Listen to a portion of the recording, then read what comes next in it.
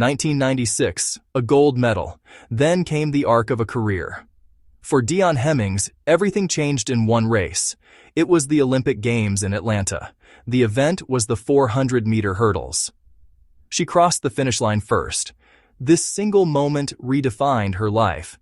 It also redefined Jamaican athletics. Before that day, no Jamaican woman had ever won an Olympic gold medal. Hemmings smashed that barrier. She did it with power, with grace, and with relentless determination. Her victory was not just a personal triumph, it was a national watershed moment. The story starts here, with this incredible peak. But the journey did not begin or end in Atlanta. It was a long road. It was filled with hard work and small victories. It was a path carved out in Kingston, Jamaica. She trained on humble tracks. She learned to push past her limits.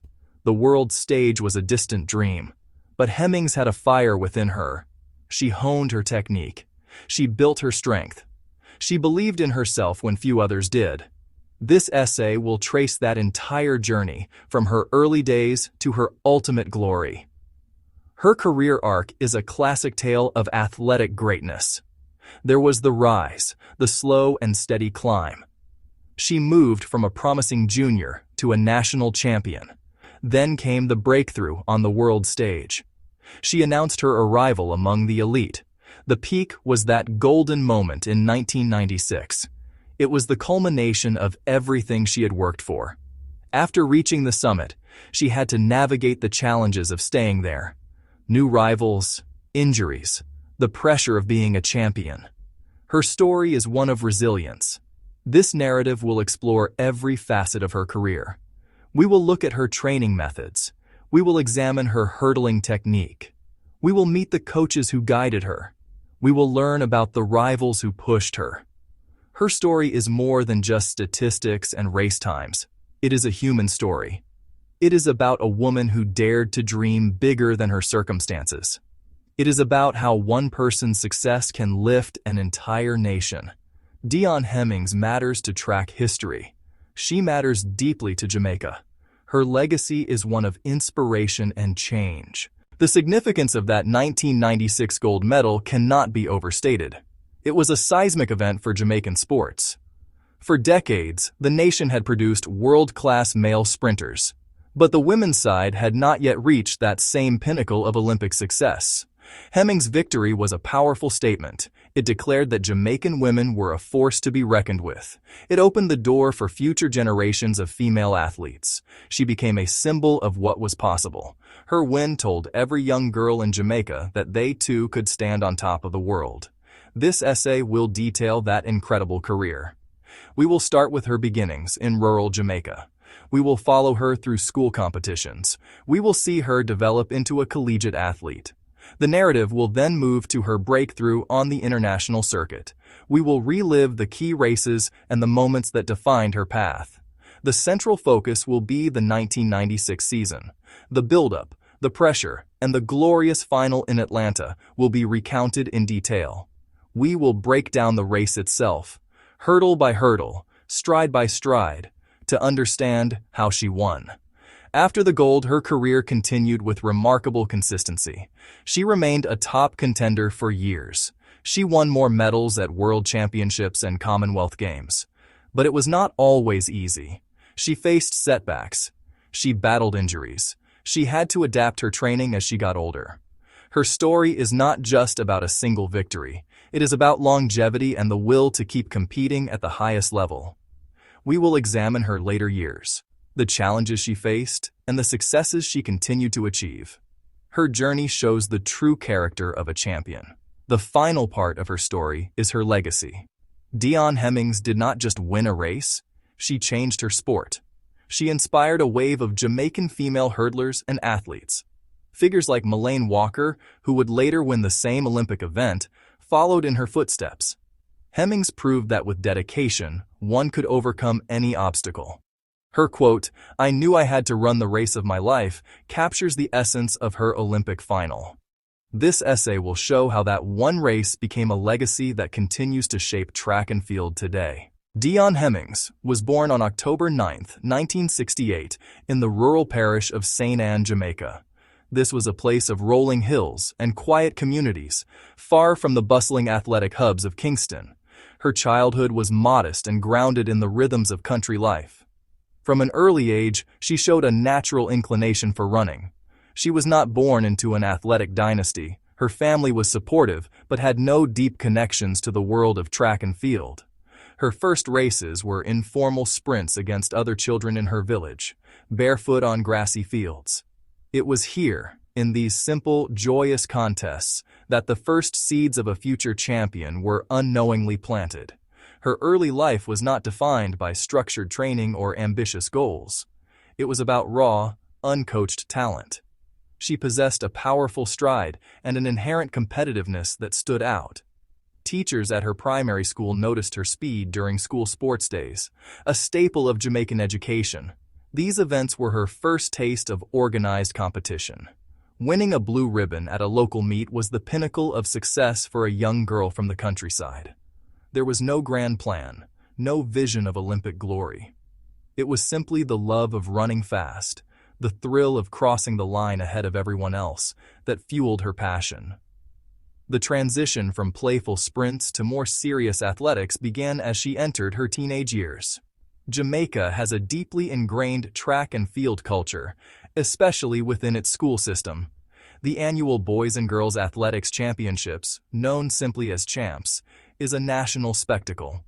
It was the dream of every young athlete to compete there. Her time at Vere Technical High School marked a pivotal turning point in her athletic development. Vere was, and still is, a powerhouse in Jamaican high school track and field. Transferring there meant entering a far more competitive and professional environment. It was at Vere that she was introduced to the 400-meter hurdles, the event that would ultimately define her career. Initially, she was a sprinter, a long jumper, but coaches saw her potential in the longer, more grueling hurdle event. Her height, long stride, and stamina made her a natural fit. The transition, however, was not seamless. It required a complete relearning of how to run. The 400-meter hurdles is a beast of an event. It demands the speed of a sprinter, the endurance of a middle-distance runner, and the technical precision of a high hurdler. Learning the rhythm, the stride pattern between hurdles, and how to maintain form under extreme fatigue was a massive challenge. Her early races were often clumsy and uneven. She would stutter her steps approaching the barriers and lose momentum. But under the guidance of her coaches at Vere, she began to master the intricate dance of the event. She spent countless hours on drills, working on her lead leg, her trail leg, and clearing the hurdles with minimal wasted motion. Her progress was rapid. Competing at the prestigious Champs, she began to make a name for herself. This was the cauldron where Jamaica's future stars were forged, and Hemmings proved she belonged. She started winning races, not just participating. Her performances at the national high school level caught the attention of Jamaican national team selectors. They saw a raw but powerful talent who, with the right coaching and environment, could potentially develop into an international caliber athlete. Her success at Vere was more than just about winning medals. It was about building the confidence that she could compete against anyone. Her final years in high school saw her dominate the local junior circuit in the 400-meter hurdles. She was no longer just a participant. She was the one to beat. These victories earned her her first selections to represent Jamaica at junior international competitions, such as the Carifta Games, a key regional championship. These early international meets were crucial. They exposed her to a higher level of competition and the pressures of representing her country. While she did not achieve major international success as a junior, the experience was invaluable. It taught her how to travel, how to prepare for races in unfamiliar settings, and how to handle the nerves of a big stage. Section 3. Crossing the Pond. A collegiate foundation. After graduating from Vere Technical, the next logical step for a promising Jamaican athlete was the American collegiate system. In 1989, Hemmings enrolled at Central State University in Wilberforce, Ohio. This move was transformative. It took her out of her comfort zone and placed her in a highly structured, well-funded athletic program.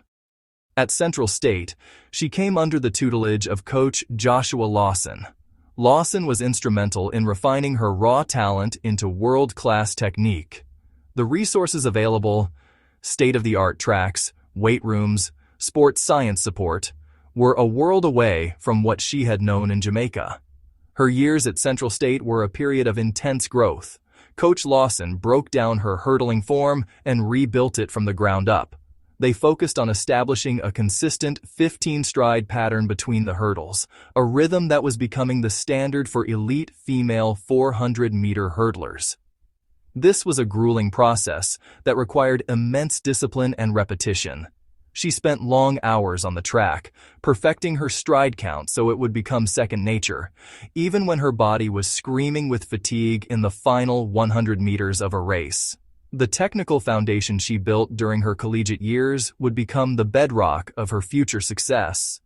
Her results began to reflect the hard work. She became a dominant force in the National Association of Intercollegiate Athletics, the collegiate division in which Central State competed. She won multiple national titles in the 400-meter hurdles, setting records and establishing herself as one of the best collegiate hurdlers in the United States, regardless of division. Her personal best times dropped steadily season after season. She was no longer just a promising talent. She was a proven winner on a significant stage. This success brought her increased recognition back home, and she became a fixture on Jamaica's senior national team for major championships. Her first tastes of senior global competition came during this period. She represented Jamaica at the 1991 World Championships in Tokyo and the 1992 Olympic Games in Barcelona. While she did not advance to the final in either competition, the experience was profoundly important. She lined up against the women she had previously only watched on television, athletes like Sally Gunnell of Great Britain. She learned what it took to compete at that level, the mental fortitude, the tactical awareness, and the sheer speed required. These early appearances were her apprenticeship on the world stage, teaching her invaluable lessons that would pay dividends in the years to come. The 1996 season began with a singular focus: the Olympic Games in Atlanta. For Deon Hemmings, everything was geared towards peaking on one specific day in late July. After her bronze medal at the 1995 World Championships, she knew a gold medal was within her grasp. Her training intensified under the guidance of her coach, Stephen Francis, who was now a key figure in her preparation. Her pre-Olympic form was nothing short of spectacular. She was not just winning races on the European circuit. She was dominating them. She consistently posted times in the low 53-second range, establishing herself as the woman to beat heading into the games. Her tactical approach also evolved. Coach Francis helped her develop a more aggressive race plan. Instead of conserving energy in the first 200 meters, she learned to go out hard and trust her conditioning to carry her home. This strategy put immediate pressure on her rivals. The Jamaican Olympic trials were the final domestic hurdle. She won the national title with ease, officially punching her ticket to Atlanta. As she left Jamaica for the Olympic training camp, she was in the best shape of her life. The perfect season had been built, step by step. The only thing left was to execute on the world's biggest stage. July 31st, 1996. The final of the women's 400-meter hurdles. The three fastest women in the world were lined up side by side. She later recalled her thoughts, saying, "I knew I had to run the race of my life." The starter's gun echoed through the hot Atlanta night. Hemmings exploded out of the blocks. She ran the first 200 meters with controlled aggression, executing her race plan to perfection. As they came around the second bend, she was level with Batten and Buford Bailey. The race was unfolding exactly as expected. A three-woman battle for the gold. Coming off the final turn and into the home straight, Hemmings made her move. Between the 8th and 9th hurdles, she began to pull away. As she approached the 10th and final barrier, Hemmings had a clear lead. She powered over it and sprinted towards the finish. There was no catching her now. She crossed the line, her arms stretched wide, a look of pure elation and disbelief on her face. The clock stopped at 52.82 seconds. It was a new Olympic record. Deon Hemmings had done it. She had run the race of her life. She was an Olympic champion. As she took her victory lap, draped in the Jamaican flag, the significance of her achievement began to sink in. Back home, the entire island nation erupted in celebration. Streets were filled with people dancing and cheering.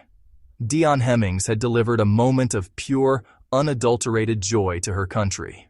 She was the first Jamaican woman to ever win an Olympic gold medal, a pioneer who had shattered a long-standing barrier. Her victory transcended sport. It was a source of immense national pride. After the euphoria of Atlanta, Deon Hemmings entered a new phase, being the hunted instead of the hunter. The Olympic gold medal brought fame, expectations, and immense pressure. At the 1997 World Championships in Athens, she went in as favorite. The race didn't go as planned. Hemmings ran well but was narrowly beaten into second by Deon. For an Olympic champion, silver felt like disappointment. It was a stark reminder of how thin the margins are at the top. The near miss became motivation.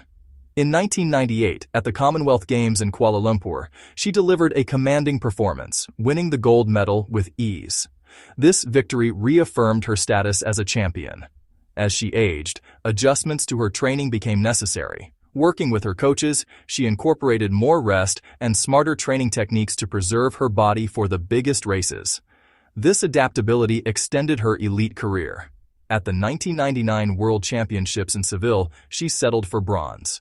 It was heartbreaking, but remaining on the podium at a third consecutive global championship was remarkable.